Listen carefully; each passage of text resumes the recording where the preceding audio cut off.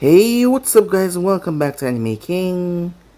And today I'm going to be giving you part 7 of What If Naruto Was a Genius Experimenter, guys.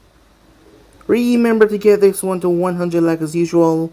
Share this to all of your friends in your social media platform. And also guys, go ahead and check out the brand new episode of What If Naruto Was a Prodigy Who Awakened His True Potential, and enjoy that, guys. And over Anime King 2, I post a brand new episode of What If Naruto Was Given a new tail beast by the Shinigami, so go ahead, check out that and enjoy.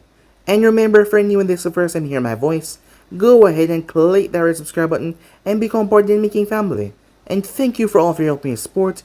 Remember to comment down below and tell me if you're new. I'll be replying talking back to all of you. And remember to turn on that bell notification, stay posted. So yeah, without further ado, what do you say we leap into this new episode start? The intro.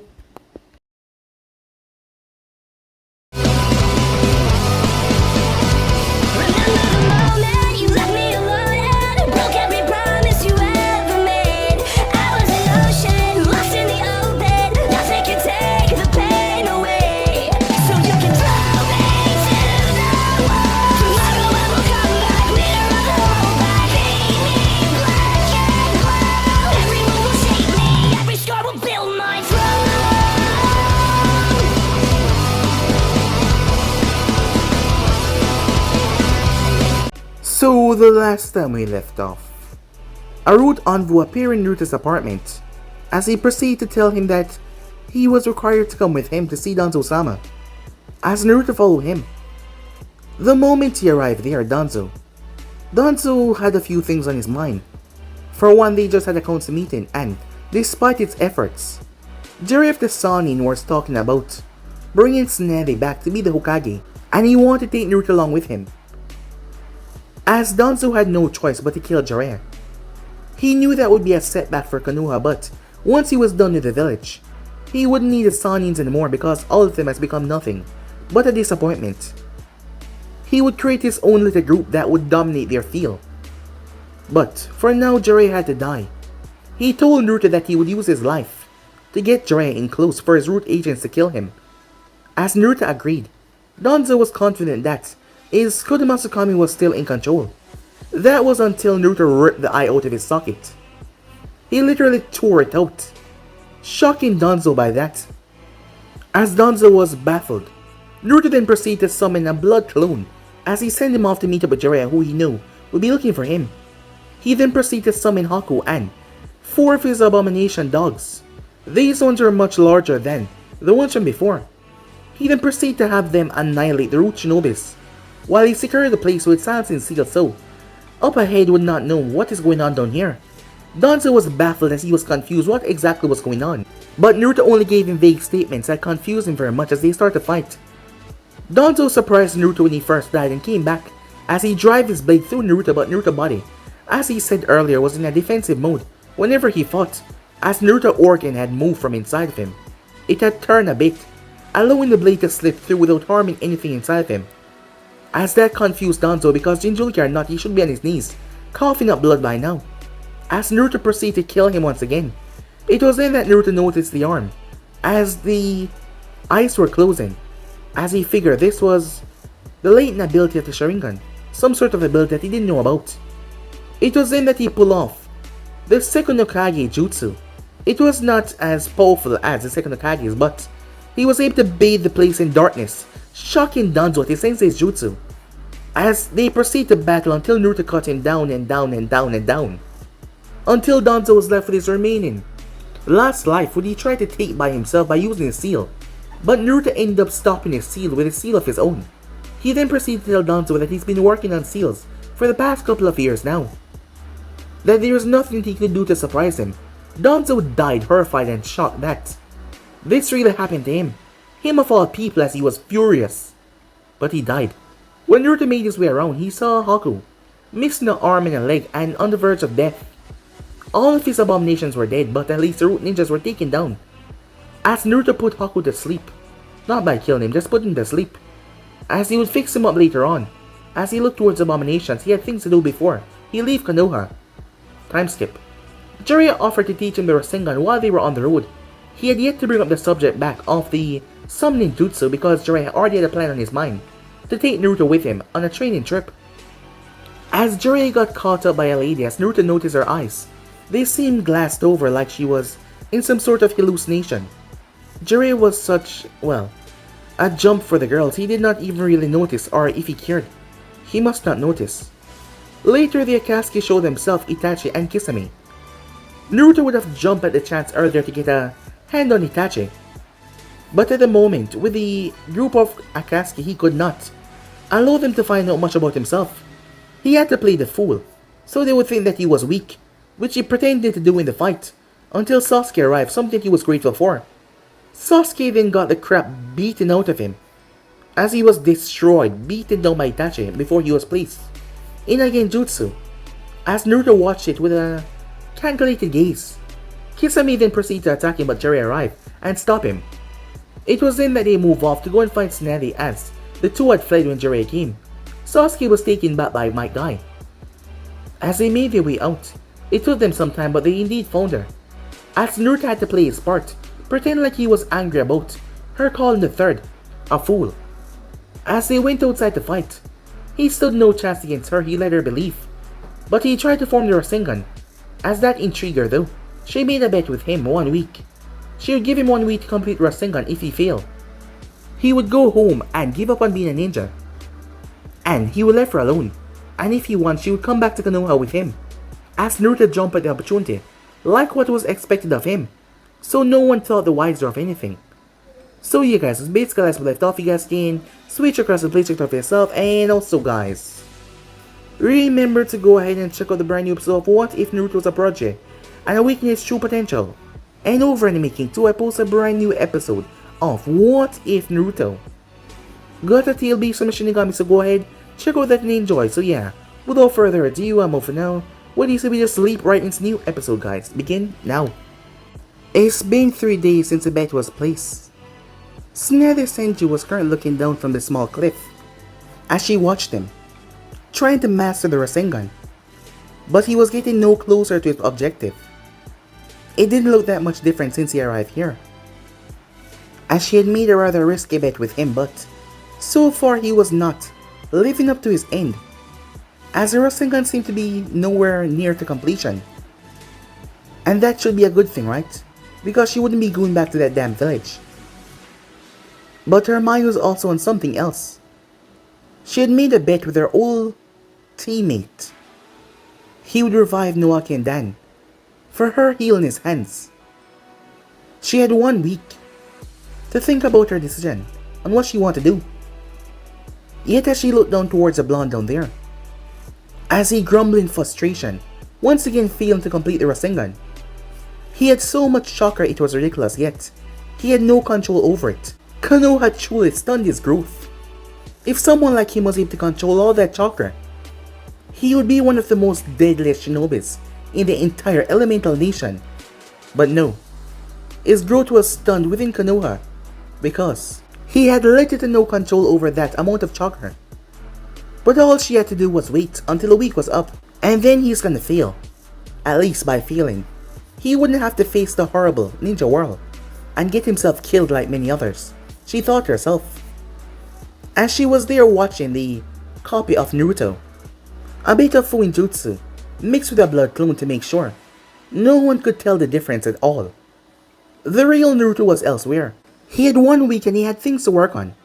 Meanwhile that was going on, Kabuto arrived. "My lord," he said, as Orochimaru was sitting in a chair. He didn't look quite happy, not to mention sweat was on his brow. He looked downright miserable. His arms were bandaged up. "What did you find, Kabuto?" he said. "It's Danzo. From what our intel was able to gather within the village, he's gone missing. For the past few days, no one has been able to find him." Orochimaru had a snarl on his lips, as Danzo was really the one that messed with his plans and tamper with him destroying Konoha.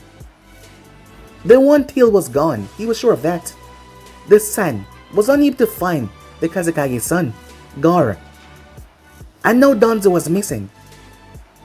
Given all the evidence, It might be that he was the one that took the Shikaku. Seeing that he couldn't get his hands on Naruto he now has a Jinjoki at his disposal. But why would he run, Orochimaru said, not understanding Danzo's game. I'm not sure, my lord. But I've also checked the root bases that we know of within the village. And those are still empty. There has been no activation down there. It's like he just vanished. Orochimaru wasn't liking this at all. Danzo was always a wild card. The man was devious, conniving, maybe even more than him. But he would do nothing and stop at nothing to make sure that Konoha reigned supreme. So why? Why would he just vanish? I need you to keep a close eye on that regard, Kabuto. We can't let someone like Danzo out of our sights. As Orochimaru seemed to wince as he looked down toward his arms. My lord, I'm fine, Orochimaru said. But he didn't sound too fine. He was quite irritable. He just hoped that Tsunade came to her proper mind and didn't do anything stupid when he came to her to get his arms healed up. Time skip. Knowing that the time was coming, Naruto had to make his copy use a reverse summoning seal to bring him to the location. All the members were then transferred back towards Naruto as he proceeded to sleep through the night, pretending like everything was normal. He had his copy, had not completed the Rasengan yet, but been on the verge of doing so. But no one could witness or tell what he did on the last day, because he did not train, or didn't look that way. However, Naruto found something rather interesting. It was Jiraiya. He was at the hotel, but he was outside. He was unconscious, moving closer towards the man. As Naruto could smell the alcohol, but there was something else. As Naruto sniffed, he could smell the traits of a small toxin. His eyes switched into the Byakugan as he looked into the man. There he saw it. A sedative. Something much more powerful though. But he was disrupting his chakra. It seems like Tsunade is planning something. How easy he got caught off guard. As Naruto reached into his pouch, fully aware that the man wouldn't be waking up yet. As he pulled out that scroll before unsealing it, 5 syringes were there. He pulled out one that's strange, golden liquid inside before he injected it in Jiraiya's arm. He had to have the man at full strength if anything were to happen. As Naruto then folded everything up and removed himself, like he was never there to begin with. The next morning, as Naruto opened his eyes, to alarm Shizune. What's wrong? Said Naruto. Time skip. Tsunade was glaring daggers at the two in front of her. As Orochimaru shook his head in pity. Even after all I promised you, you still choose to betray me. I must say, I am truly disappointed. Like you were gonna bring them back, as they were. I would never allow you to sully their souls with your decrepit techniques, Tsunade said. And now, I'm gonna do something that Sensei failed to do all those years ago. Get rid of you. Orochimaru chuckled. Well then, Haim. It seems you're at an impasse. Because I too now wish to get rid of you, if you will be no help to me. Tsunade smashed her fist in the wall, destroying it. As she looked up, her eyes were blazing with rage. She was about to grind him into dust. A few minutes later, she was on the ground, shaking rather horribly. Reason being the blood. The blood. Her hemophobia was acting up rather badly. As Kabuto smirked as he walked towards her. To finish the job, Kabuto Orochimaru yelled, Needle Jizo. Kabuto had to flip away as he got stabbed a few times in his arms. They came out in a wide arc.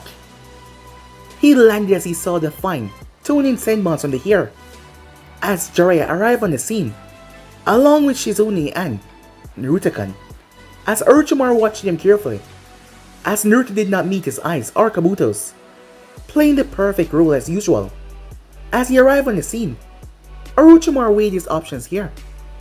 So far no one knew about Naruto and his relationship, but it seems that Naruto did not intend to break that just yet. But his goal here was to kill Tsunade. Because she's become a hindrance to him, she would not heal his arms. As he frowned at that, thinking about what he should do. As he noticed Naruto, his hand on the ground. The finger twitching. It was a signal. As Orochimaru watched as he literally wrote the words in kanjis with his fingers, moving slowly. I need her alive. That is what he wrote. As he thought about that, should he really allow her to live? They were here for a reason. Given the death of Sensei, did they want her to become the fifth? But Tsunade would not take that job. Would she? He thought to himself. Just what was Naruto playing at? Although, having someone like him within Konoha would be rather helpful for the years to come. So he doubted that he should just burn his bridges right here and now. Fine, he would agree with it, but he had to play his part. Jiraiya leaped towards him before he could do anything, allowing Kabuto to stay behind. As both men started to clash. Well. If it isn't little old Naruto-kun, You're Kabuto from Chunin exam, said Naruto. What are you doing here? Naruto-kun, you know him? Said Shizune. Yeah. He was at Chunin exams. So you're working for that snake, huh? As Kabuto simply chuckled. I suggest you run away, little Naruto-kun. You should know. I am as strong as your sensei Kakashi. So you stand no chance here. I'm not gonna let you hurt any of them, said Naruto as he got to his feet. You're gonna have to go through me first. Well, that can be arranged, said Kabuto. As he shot forward, Naruto-kun moved as Shizune pushed him aside and rushed. Both of them clashed until Kabuto got the drop on her and cut her tendons in her legs, causing her to fall. He then rushed towards Tsunade to end the job, as Naruto dropped in his way though. Both men started to engage. Good thing that Naruto had the physical attributes in his body.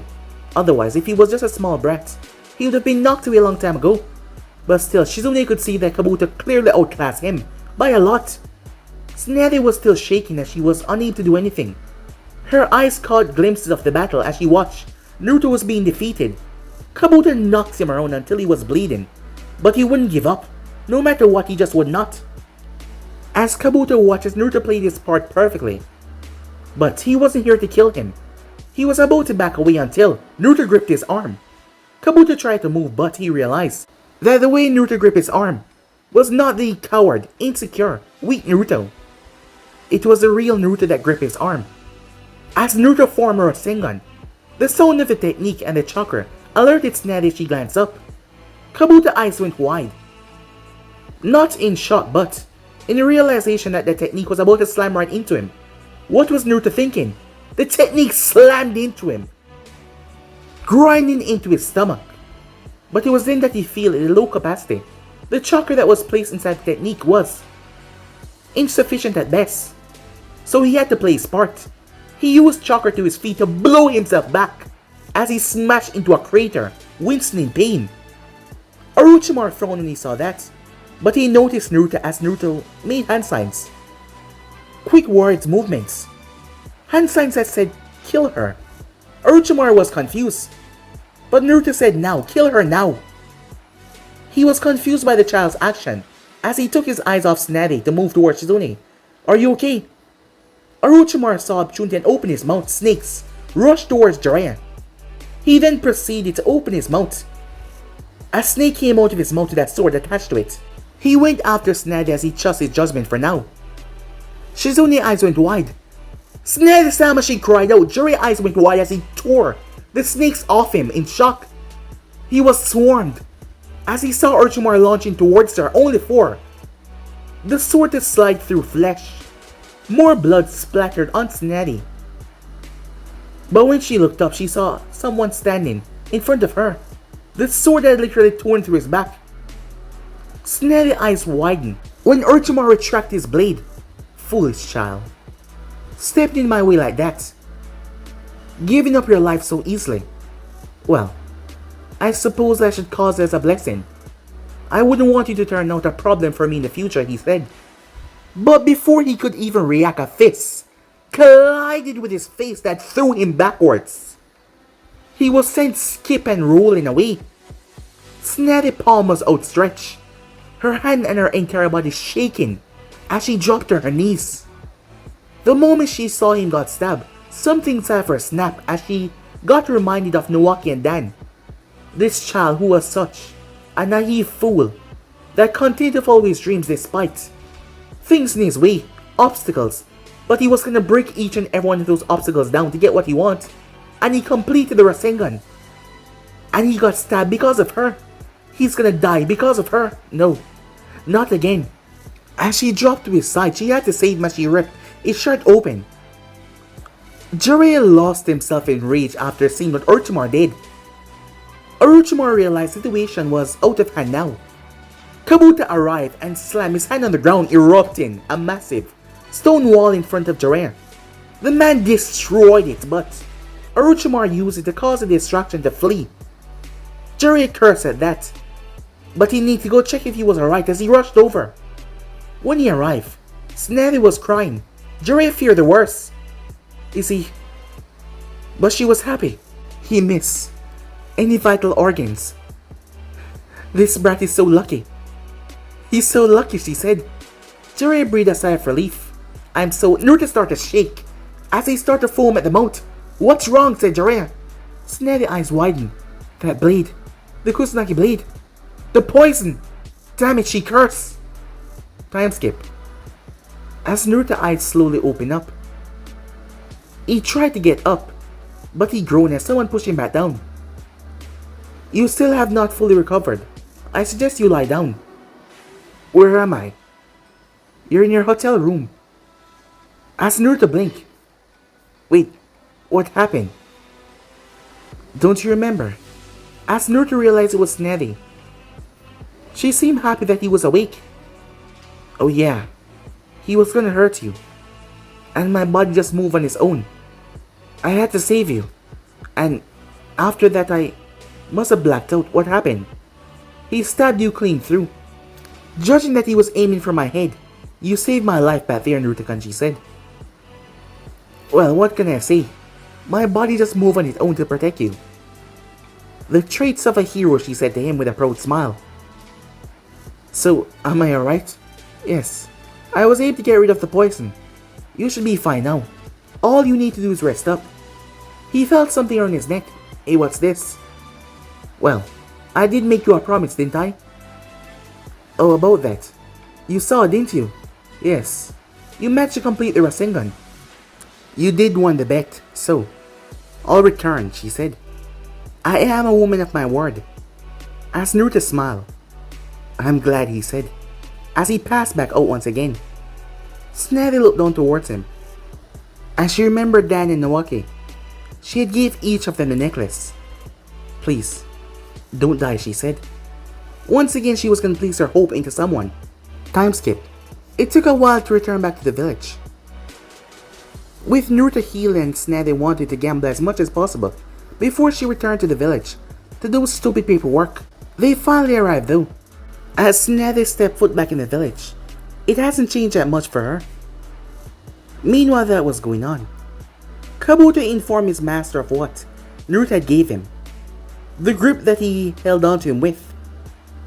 Naruto was able to mark Kabuto with a seal. As Kabuto applied that seal on a parchment, confused to exactly what it was, Orochimaru looked towards that seal. It looked like a summoning ray. Summoning? He told Kabuto to perform it, which he proceeded to do, and out of it, poof. When the smoke cleared, Naruto arrived. Naruto, Orochimaru said. In the flesh, said Naruto. Ah, I see now. So you came to explain yourself on that whole shenanigan back there. I knew that you would survive, but would you kindly explain to me what have you done? As Naruto looked around, the place was dark, decrepit. He sat down. As he looked towards Kabuto, I hope you're alright, he said. I made sure not to infuse it with that much chakra. Oh, don't worry. I'm a lot tougher than you expect, Naruto-kun. Well, I'm glad, said Naruto. Firstly, I need your life. Without her, I have no idea who would become Hokage. But it was rather simple to get her to trust me, risking my life and all. Although your sword poison was rather deadly, I'm glad that she was there to save me. It just goes to show the power of the Kusanagi, said Naruto. That still doesn't explain what you did. You and I both want Konoha to fall. Well, it's quite simple, said Naruto. Other than her, who's left? The third Hokage's teammate. Danzo, Kaharu, and Homura. Orochimaru noticed that he said Danzo because he did not know that he was missing. He was gone for the past few days. So that ruled Naruto out completely. He just wanted to make sure. I don't know none of those people that my psychiatrical warfare can work on to further weaken Konoha. What do you mean? Orochimaru said. Well, it's quite simple. I've given my life for her to protect her. I know about her history, about Dan and Nawaki. She might look fine, but she is fragilely broken inside. She doesn't want to lose anyone else, especially someone close to her, someone that she sees as a new hope. And who better to be someone that she gave her new necklace to? She gave you that? Yes, said Naruto. That means she would definitely become the Hokage, and when I do die, my death will be very painful on her. Out of courtesy, she would not leave the village or leave the position. And how do you know that? Orochimaru asks. Mutual respect for me and her, said Naruto.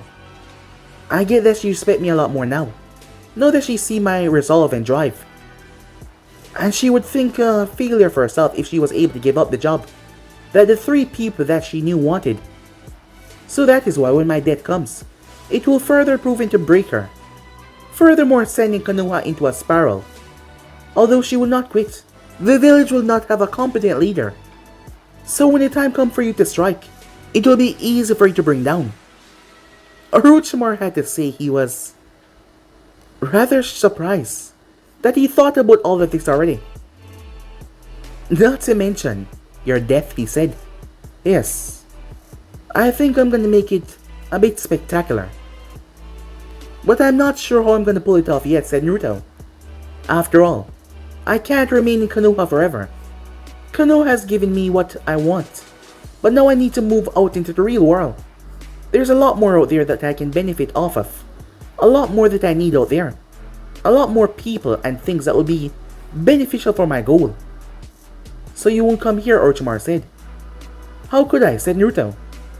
I need everyone to think that I'm dead, including Sasuke. I mean, isn't he gonna join your operation soon enough? Yes, that is correct. In fact, the Sound Throw will nab him very soon. You know, that might work well with my plans, said Naruto.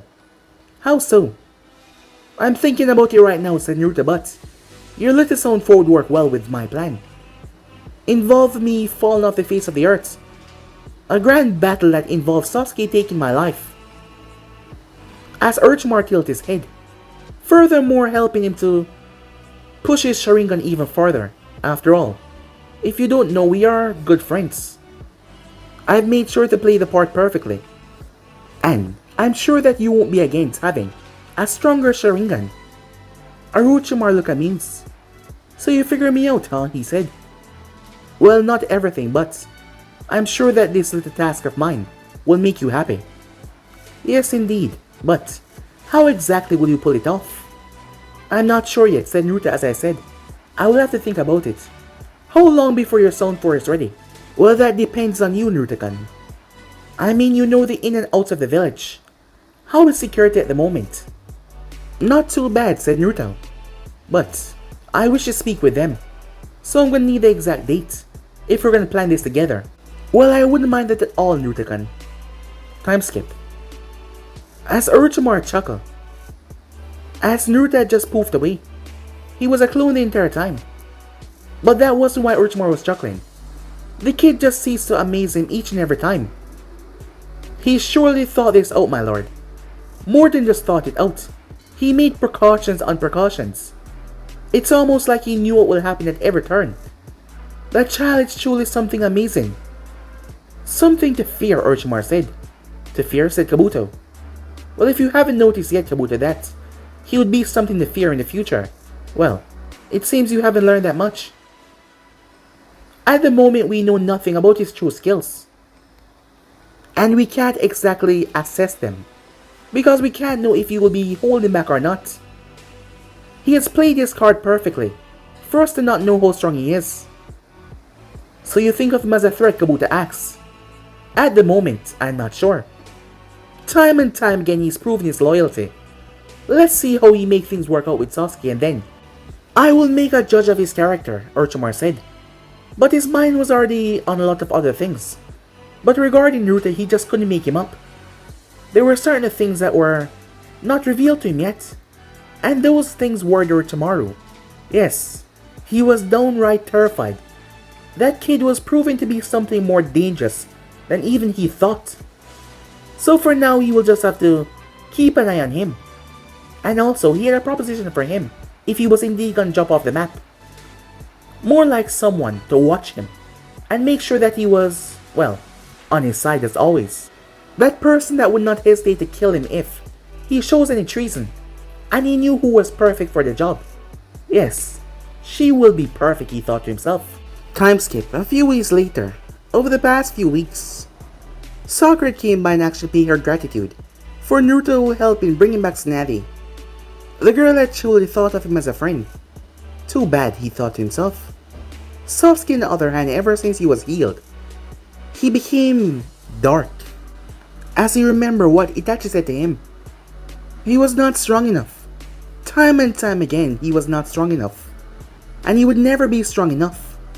While he was in this accursed village, his mind started to wander and warp about certain things. And Sasuke was definitely going to make up for that by leaving his village, because he was not offering him power. He need to go to Orochimaru, he need to be trained under a Sanin, because if he stay here, he was gonna never, ever get his revenge. And he couldn't allow that to happen, he need to kill Itachi. Recent encounters show him that he was pathetic. And he was still weak, just like before. For the past couple of years, what the hell has he been doing? Itachi grabbed his hand with his shidori like it was nothing. So, utterly pathetic. But yet as he thought about that, the thought of Sakura and Naruto came to mind. The two had become a team, and two of his closest people. Naruto was one of his best friends, and he didn't really have any other friends. Yes, Sakura became a good comrade. They had done countless missions together time and time again. The both of them had his back. Naruto always had his well-being in mind, always making sure that he was alright, always making sure that the team stick together. Slowly but surely he became Sasuke's best friend. Neither of them would say it out loud, but yes, they were best friends. And Sasuke didn't have that from anyone else. But he also remembered the words of Itachi. In order to gain strength, he would have to kill his best friend. Could he really do something like that? No, he could not, he thought to himself. Or could he thought. If it means getting his revenge, could he really kill Naruto, he thought. The words rang in his mind as they kept on haunting him time after time again. Time skip. Lesson 4. We're given specific information where to come into Konoha, as they found themselves in the deep depth forest. There was no one here.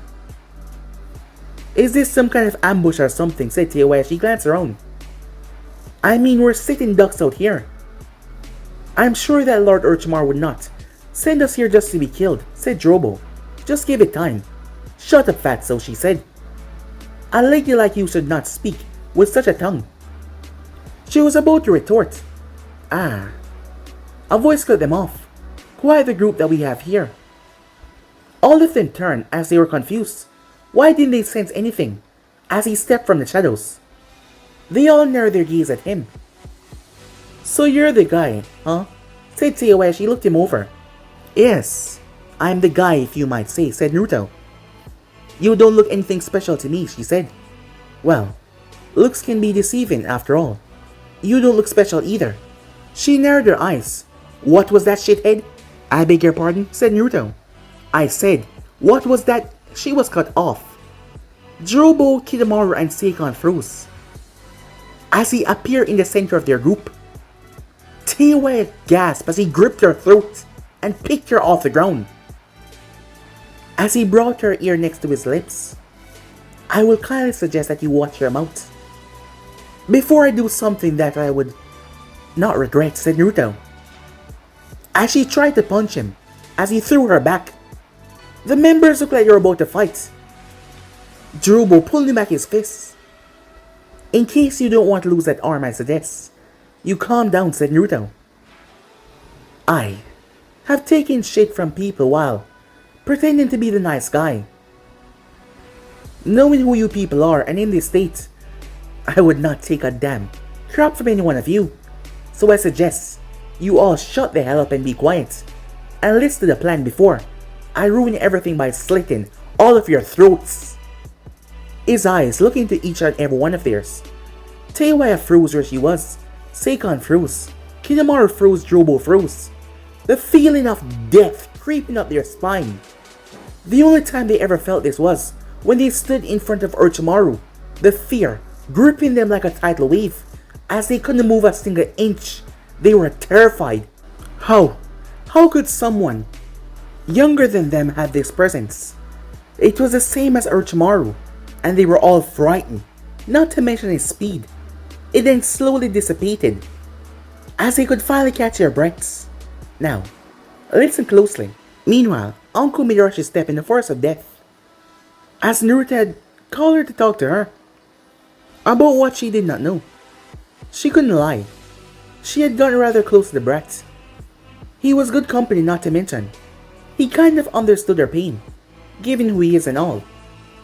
And he's become a rather close friend of hers, she had to say, as she saw him sitting down on a branch, waiting for her.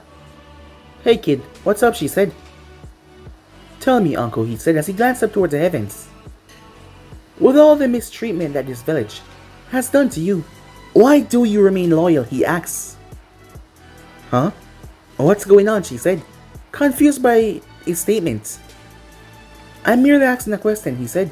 "Well, I'm a Konoha shinobi. That's our whole reason," she said. "So that's your reason? So what if you found a new purpose, and you weren't a shinobi anymore? Would you be loyal to that same cause?" "What? Look kid, I don't know, please. Just answer the question," he said. His tone was almost pleading. She was confused, not understanding why he was acting this way. "Well, I suppose if I wasn't a Konoha shinobi, and I was born in another village or something else, yeah, I would be loyal to those village. What about it? If Orochimaru had not thrown you away, would you have still been loyal to him?" Her eyes turned murderous. "I'm not answering that. If you call me all the way out here just to piss me off, you're gonna have a bad time. Trust me," she said, as Naruto slowly got to his feet. "You know, I like you," he said. "You have great loyalty. Despite everything you have been put through, you have never questioned your sense of loyalty. And that is what I need. It's fun to have people with blank slates that you can change, and make them understand that you are their master, but someone with their own sense of thought, someone who understands true loyalty is what I need at my side. And I need you." "I don't understand," she said. "This village, I hate it. I hate every people in this village. Maybe I'm just broken, even when they're being nice to me. I just can't stand it. I don't know why. Maybe it's from the years of neglect. Maybe it's from the torture and the pain. And I guess I'm just broken. Or perhaps I'm just pure evil. What are you talking about? I'm going to leave this place." Uncle's eyes went wide. "You're gonna what?" "I will no longer be a Konoha shinobi. And I'm afraid that in the future I will presumably attack this place and burn it to the ground." Uncle's eyes were widened at this point. Shock clearly resonating off her from what he just said. You can't be serious." As Naruto stepped towards her. "And I want you to be by my side once I do it." You're joking, right, brat? Do you know what you're saying? You're talking about treason." As he arrived close. "Yes, I know. And I will do as I intend to do. And you will be by my side." Uncle gritted her teeth in frustration as she was stuck in a weird place. As much as she liked the kid, he was her close friend. Why the hell was he saying this? He was talking about actual treason. "You will not understand right now, but in time I hope you understand. But don't worry, I won't tinker with your mind or anything else. But I'm afraid if it doesn't work, I will have to..." He vanished. "End you." Uncle froze as she heard the voice behind her, but she got slashed in her cheek before she jumped away. Uncle pulled out a kunai while she reached for it, but her hand got stiff. Her body started to tremble before. Everything felt so woozy as she fell. but she was caught before she did. Once she was caught, she passed out. Haku came out of the foliage. As Naruto handed him off, "Is it done?" Naruto asked. But he wasn't speaking to Haku. Someone else appeared behind Haku. The person was large and tall. Their face was covered by a mask. "Yes, it's done. Everything has been safely moved away." "Ah, good. His equipment had been moved over the past few weeks." That is what he was doing in the past week when Tsunade was watching him train. The real Naruto was finding somewhere perfect to lay his feet at. And he found the perfect, most wonderfulest place possible where no one would even think of looking. As it was rather amusing, the place where Konoha had decided to abandon in the past was where he was going. "Alright, go along with her," said Naruto. As Haku nodded and went through hand sign before he tapped the seal on his chest, him and Anko were taken away. As Naruto nodded to the masked fellow, who flashed away. Phase 1 complete. Now on to Phase 2. The next morning, there was a knock on Naruto's door. As he opened the door, "What is it?" he said. "Shikamaru?" As he looked at him. "I have some bad news," said Shikamaru. Time skip. The ninjas were all gathered to rescue Sasuke as he was seen leaving the village last night. Naruto paused as a crying Sakura rushed towards him. She had tears in her eyes. "Naruto, please, bring him back," she begged. She went on for a full rant, begging him to bring Sasuke back. Naruto stepped closer to her as he hugged her, comforting her for a moment. "Don't worry, I'll bring him back, I promise." A full-on lie, but it was enough to make the girl actually believe that he would. "Be careful," she said. As the group took off, a group consisting of Naruto, Shikamaru, Kiba, Choji, and Neji Hyuga, as they went after Sasuke and his pursuers. It didn't take too long for them to catch up. Well, they did sleep through the night, slowing down the sound team as they came across their first foe, being Jirobo, who decided to stop and slow them down. Choji took this on by himself as the group went ahead. The next one they came across was Kidomaru, who was happily to fight Neji, who stayed behind. As the group kept on moving, Naruto, Kiba, and Shikamaru, they kept on leaping and jumping, quickly making their way after the other. "Damn it, we're losing manpower here," said Shikamaru, as there was still two of them, and they did not know their strength. And judging from that guy giving out orders, he must be the leader. It was then that the group suddenly stopped. Kiba sniffed. They stopped. Kiba was confused. "It's almost like the scents were parting away." "What do you mean?" "I can still smell the first guy, but he's here and he's still moving." They moved ahead as Shikamaru noticed the guy was there, but he no longer had a strange lump on his back, and his body looked like it was made out of a strange material, its other arm and leg. It was like he was split. They were confused. "Don't worry, guys," said Kiba. "I'll take this one. I'll catch up. You guys go ahead." As they made a diversion, allowing them to pass. But that was the whole thing. They catch up on the other two. "It's him," said Naruto. "It seems like they somehow split," said Shikamaru, confused, not really understanding. The girl was given the barrel. "Naruto, you have to be the one to stop her." "Damn it, and leave you here," said Naruto. "I'll slow him down, but you have to get her. This mission is now counting on you. If backup doesn't arrive, you have to stop her." "I'll try my best," said Naruto, as Naruto shoot off, leaving Shikamaru there. As Shikamaru used his shadow to push the guy aside, Teiwai turned as she saw him coming after her at a reasonable pace. She kept her head straight as she moved, just according to plan, as she moved with the barrel.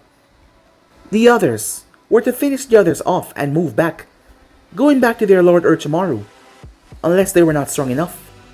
But the thing was, Naruto did not give a damn about them. Either they die or they live in this mission. It was not important. Teiwai kept on moving as she did not stop one bit, even when she got tired. She was afraid to even look back at that guy. His gaze frightened her, as she remembered him gripping her throat. As much as she loved to rage at people, there was just something about him that seems even worse than Lord Orochimaru, which made no sense because Orochimaru was the most scariest man on the planet, but yet, there was just something about this kid that frightened her to her very being. It was then that they arrived at the Valley of the End. The barrel started to release smoke. She placed it down as she came to a stop. She looked towards Naruto. What am I go? She grit her teeth. She didn't like being ordered around like this, as her mouth wanted to form a response that she wanted to shout at him. But at the moment she could not. As he gave her that look in his eyes, it terrified her. But she steeled herself and moved off. The barrel started to smoke as Naruto stood there. No intention of even touching that thing. As he waited. As the Zone 4 was fighting, they had a time schedule. Either they kill their opponent or they flee. They can still be useful to Lord Orochimaru. As they were supposed to come back, they can still be useful to him. So for now they will just wait and try to take down their opponent as best as they could before they have to flee back. But Seikon and Ukon were at a disadvantage. They usually work well fighting together, so they will have to be one of the first that flee away from Kiba and Shikamaru before they lost their life. Back with Naruto, the late file exploded open. Sasuke emerged, his body returning back to normal. He had a smile on his face, a happy smile, as he felt the power coursing through him. Sasuke! Sasuke paused in surprise, as he saw a tired Naruto. Naruto? What the hell are you doing here? I came to bring you back. Let's go. Sasuke looked at him like he was crazy. No. What? But I said no, go back home. You being here is not the right thing. Leave now! Sasuke looked at him, hoping that Naruto would turn and leave. No. Listen to me, Naruto, you are always the weakest one out of the both of us. I can't be held responsible for what will happen to you if you stay here. Well then, I guess I'm just gonna have to die. You might not want to say it out loud, Sasuke, but over the few months that we've been a team, you've become one of my closest friends. Actually, you've become my best friend. I never really had a best friend before, but I know for certain that letting them just leave like this, knowing that they will be used by a decrepit, dangerous man, that is not the definition of a best friend. And I will stop at nothing to get you to go back. Trust me, I will not stop. So if you want to stop me, you're gonna have to kill me. Sasuke flinched at that. Why? Why did you have to follow me, he said, as he clenched his fists in anger. Just leave. Just go. You don't understand. You will never understand. Then make me, said Naruto. No, said Sasuke. I will not. And nothing will make me go back. He flashed Johansen and roared a fireball towards Naruto, who dodged it. Leave. Well, I said no, said Naruto. Fine, said Sasuke, as he sealed off all of his emotions right there and then. He remembered those words as they hit him like a tidal wave. My little foolish brother, you will never be strong enough. You're too pathetic to ever reach me. Wallow in your self-pity, cling to that wretched life of yours, because that is the only thing that you have to cling on to. You're pathetic. Sasuke's eyes activated as he attacked Naruto. The both of them crashed and they clashed brutally. Sasuke was surprised. It seems that Naruto has gotten stronger, but it was just not enough. Sasuke kept on pushing himself until he entered the first phase as he started to overpower Naruto.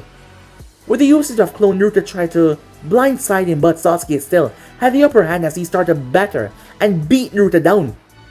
But Naruto still wouldn't give up. Sasuke smashed him across the face once again, blood coating his arm.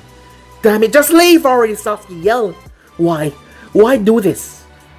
People in Konoha doesn't like you anyways. Why fight for them? Why keep on going for them? Those people who are not on your side. Because you're my friend, said Naruto as he was bleeding rather badly. Sasuke looked down towards the ground. And that is why I have to kill you.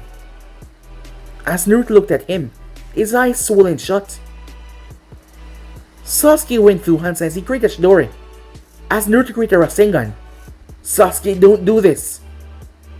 Like I said, as a single tear slipped from Sasuke's eye. You will never understand. As the both of them rushed toward each other, Rasengan Shinori, they jumped in mid-air. The two attacks collided. Sasuke Shinori shredded through Naruto Rasengan as Sasuke drive it forward and ripped right where Naruto's heart was supposed to be. Naruto's eyes went wide as they fell. Bam! The body hit the ground as Sasuke watched as Naruto dropped right in the water. His body sinking before rising up, a gaping hole where his heart was supposed to be.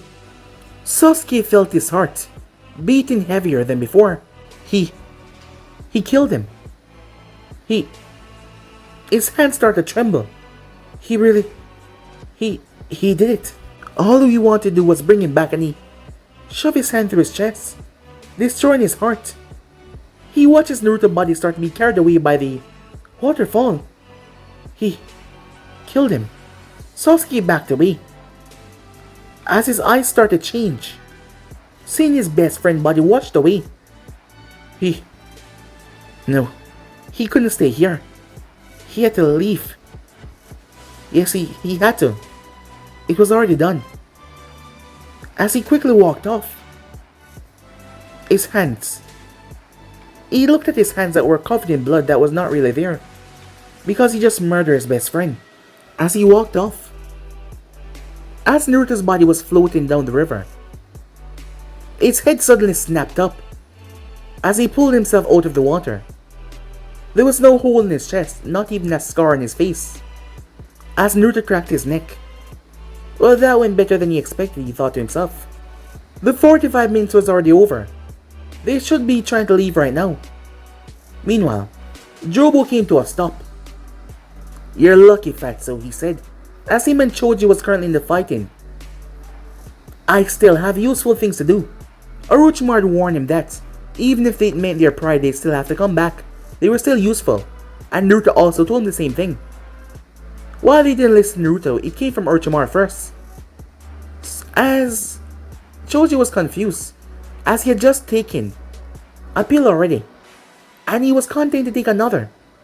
But before he could, Jobo slammed his hand to the ground and lifted up a huge chunk of earth as he threw it, which was a diversion for him to flee. Kinemura performed a similar feat on Neji, but he used webs instead to flee away.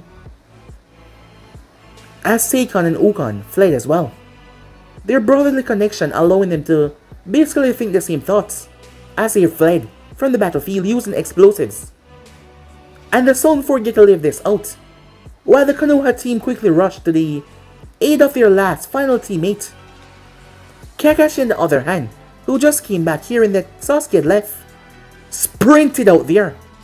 The man actually blurred past the retrieval team as he came to a stop seeing them, but they were going the same place, so he moved off, running as fast as possible, hoping that he wasn't late this time.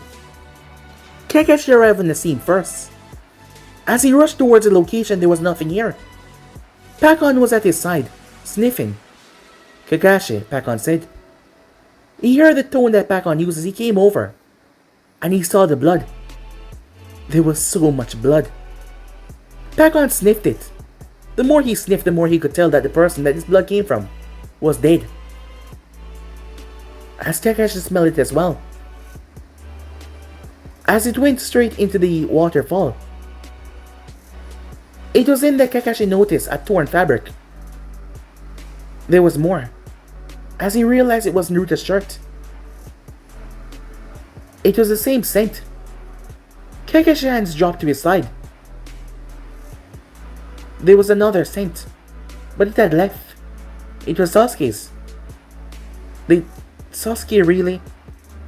Kakashi dropped to his knees. That was what the retrieval team came to see. Kakashi in pure disappointment that once again he failed. Once again he was an utter failure. And his comrades died under his watch as he lowered his head. The exhausted retrieval team. The few members that couldn't arrive yet because they were too tired. But Shikamaru arrived though, along with Kiba. Their fight was just getting into pace. Nechi and Choji on the other hand was exhausted. But they were going to get there slow enough. It didn't matter because it was done. And they failed. And judging from the torn piece of clothing and the washed up headband that they found. Time skip. Sakura was waiting at the gate. As she saw the retrieval team coming in as they were battered and bruised. She saw Kakashi Sensei arriving. As she saw him holding, her eyes went wide. As she saw the torn fabric and the headband. No. No, no, no, she said. Meanwhile at the tower, Snivy didn't know what was wrong. But she felt something off. A bad feeling that she didn't like that much. Jiraiya was on his way back to the village, unaware of the bad news that he was going to receive at the moment. However, the culprit in all of this was smiling to himself. As he watched as Sasuke was quickly intercepted by the Sound Ninjas, and they brought him straight to Orochimaru. As Naruto chuckled to himself, they were told to keep their mouths shut about anything regarding him, so the information would not let leak. But judging from Sasuke's reaction, he was sure that his Mangekyo must have been awakened by that. This would just be splendous. With everything that was going on, but Naruto already had something that he had to work on, that was Shisui Sharingan. Well, that was unaware to him. Not to mention, his recent talk with the fox got him some wonderful news. The reason why he was so happy. He knew where the body of the Sage of Six Paths was located. The news was splendid. It would take him some time to get there, considering that he didn't have a reverse summoning seal there, or a way to get in. The fox told him that it was protected by layers of powerful sealing created by the sage himself. That would be difficult to break through. His body must be bones by now, but Naruto did not care. All he wanted was a tiny piece, a DNA to perform his work. Oh, this was just splendid. But first, he had to pay the Snake Sun a visit without Sasuke noticing. But guys, we end this episode right here. If you want to see the next part to do, like, subscribe, comment down below, and turn on the bell notifications to stay posted. But I'm off now, see you guys soon. Peace.